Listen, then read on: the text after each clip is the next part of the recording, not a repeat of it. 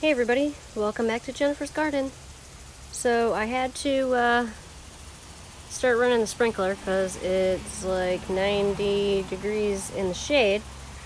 So all the onions that I had laid out to dry and kind of cure in the sun, I brought them out and put them on my table here so they can get a little wind here, dry out a little bit more, cure a little bit more. I know they're not super big, but hey, some years are good, some years aren't. So the curing process should take a couple of weeks. I want, like this, you keep the paper on the outside just like you would in the store. But the roots, they're still a little bit moist, I guess should say. Oh, there's a bug on me. And I want them to dry out and get really wiry, so that way that they're not growing anymore. And just try not to get them wet. Just keep the outside shell on them, the paper stuff that you see like in the store. You can see it on something like this. I want to keep this on. I'll keep it just like this when I store it.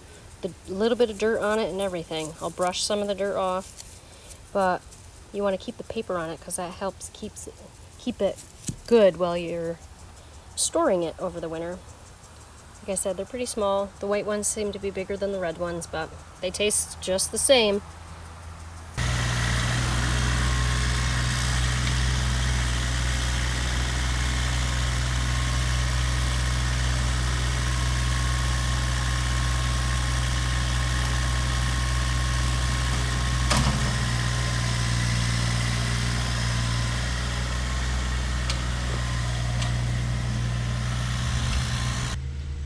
My husband borrowed our neighbor's tractor, and he made light work of putting all the dirt into the raised beds, and he's scooping me out some of this leaf compost. I really wanted to show you this. This is like years and years of the leaf compost. Just leaves such great organic matter. The leaves decomposing, and it's this really dark, really nice consistency. And that's what you want. So he's gonna pile it in for me, and I'm gonna use it as I need it. It's so great, so dark. I'm gonna make some of my own leaf compost this year.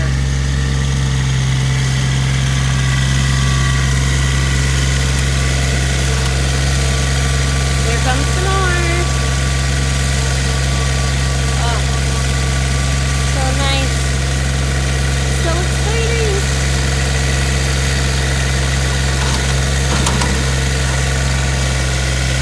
You can see too, there's a lot of tree roots and tree stumps that are decomposing out there, and it's just such good stuff. I'm gonna try to make it a little better to see, but it's just all falling apart, and this is great stuff. It's perfect stuff. It's nice organic matter. And all the leaf compost that's really, really dark. Oh, this is great. This is great food. Great food for the plants. I'm so excited! And I'll definitely take videos as I go. I'm going to put all the herbs right here because some of the herbs are perennials, so that way I don't have to worry about all of this getting in the way as I take stuff out. That most stuff is annuals. So that way I'll have the perennial stuff and the stuff that the animals won't bother on the outside. The herbs, and I'll put garlic here, and this whole section here, it's going to be all onions next year. I cannot wait. It's going to be so exciting. So I'll start videos over the winter because I'm going to start the onions from seed. I've learned they're better to grow from seed versus sets, so we're going to try that this year. I'm going to grow a whole ton of them. But I also wanted to show you giant sunflowers. You can see this one is, if I could get in there, it's a huge head, sunflower head there. And I will definitely take the seeds out of that for next year. I also wanted to show you my hydrangea tree. I probably estimate this has been here for probably as long as the house has been here. My house is 80 years old. This thing's huge. It's a monster. It's beautiful. And it's a hydrangea tree. So this is the middle of August, and this is when this beautiful thing blooms. So I will walk around it and show you how pretty it is. It's a drooper. My husband hates mowing around it, but it is absolutely gorgeous.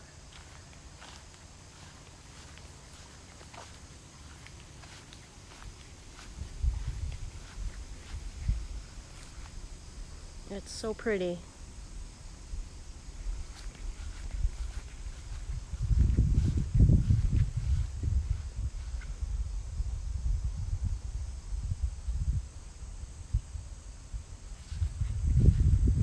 I trimmed it back a little bit last year, so it definitely looks like it's blooming better this year. It's kind of tipsy, but it's still pretty. And these are snowballs. They bloom earlier in the season, so I'll definitely get some video of what they look like when they're fully bloomed. And they are white, just like these are. So they all bloom at a different time. It's really awesome to see.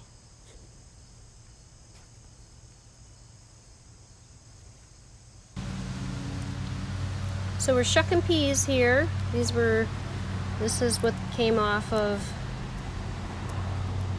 the plants. So they're all dried up, they're black. And then when we take them apart, they look like this. So these are the sugar snap pea seeds. So we're gonna put them in a bowl. And then we'll put them in a container or in a paper bag, or we'll get some bags and get them put away for the winter, and we'll use these to plant for next year. All right, so you can see the pumpkins. There's one there. There's one there. There's one over there. It's still green. Let's see if we can get over here. There's a couple more. My spaghetti squash is getting bigger. They're all getting bigger. There's a guy there. Ooh, there's another one. And I had to come over here because I want to show you. Oh, here we go. So these are my sweet potatoes.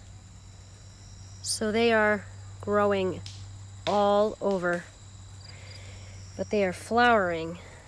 You can see here. See that purple flower? That's a sweet potato flower.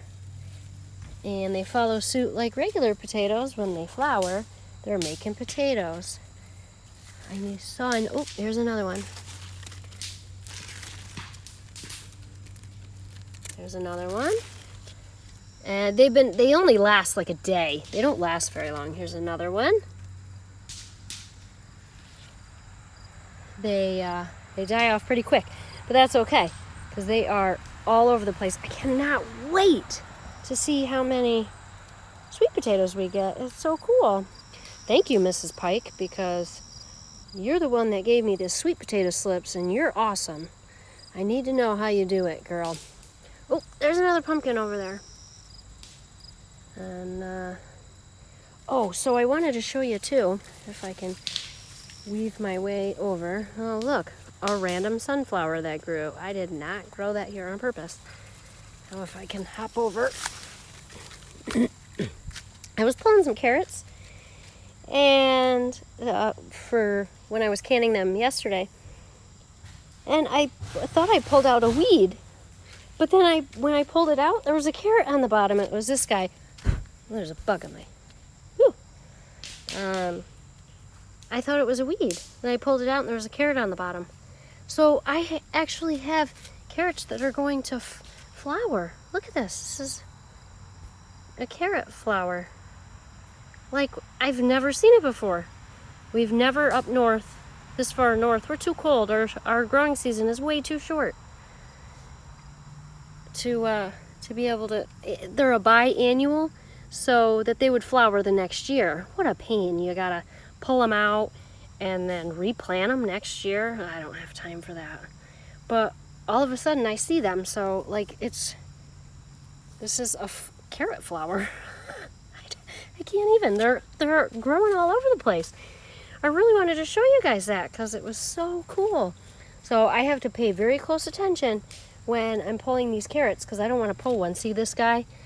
I pulled him and then I try to replant it. It's not going to do anything, but I tried.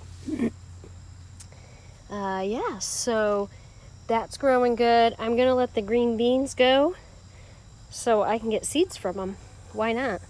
I have my Bush Blue Lake 274s and Tender Green. Those are the ones I like the most, so I might better get seeds from them. We did shuck, I showed you we shucked the sugar snap peas. My tomatoes ended up with blight, so oopsie. Oh well. We'll figure out how we can prevent that next year. Cucumbers, they're going crazy. The zucchini's going crazy. You get sick of it. Sick of eating it after a while. My cabbage is huge. I need to figure out what I'm going to do with my cabbage because it's like out of control. Like here's a huge head.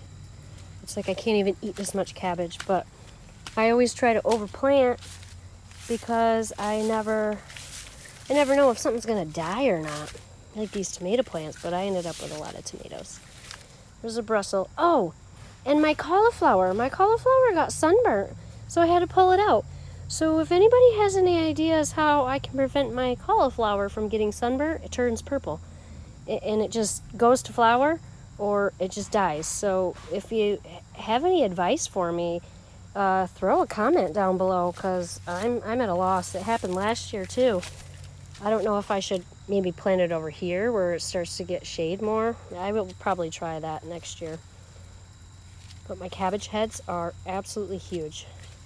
Huge. They've just taken off once we started to get some cooler weather, which of course they like cooler weather. And the Brussels will go till the snow flies. Ooh. Look. You can just start to see them starting. Oh, they're so cute. They're tiny.